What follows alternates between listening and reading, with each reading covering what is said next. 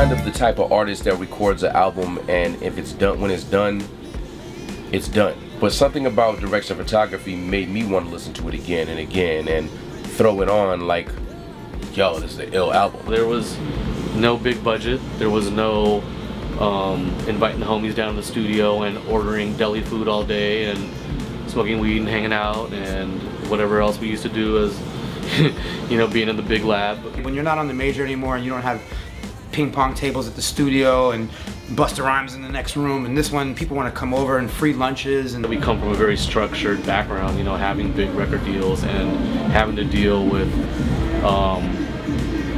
the record business on this level of big business. You'd be surprised on how much that affects art.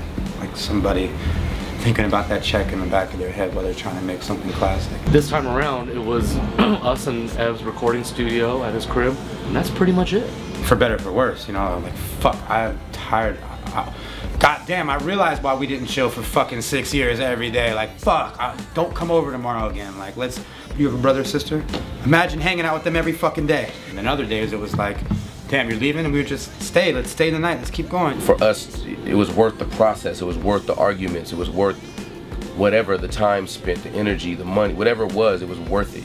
Me and Ed were more the technical side and the beat heads of this, you know, we took up a lot of the production and, you know, pretty much all the engineering to a certain degree. Him and I started the sound of the record together. I think we did the majority of the record for the first time in our career.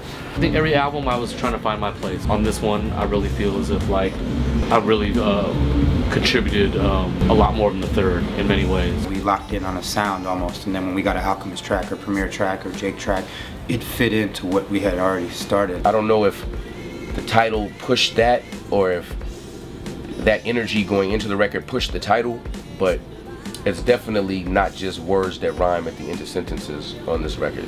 You know, it's inspiring that we got through this record and it's now we're performing it and hearing it live and seeing people's reaction to it. It made all that work worth it. You learn what it is after being together for this long. So, yeah. Always love. The bigger picture.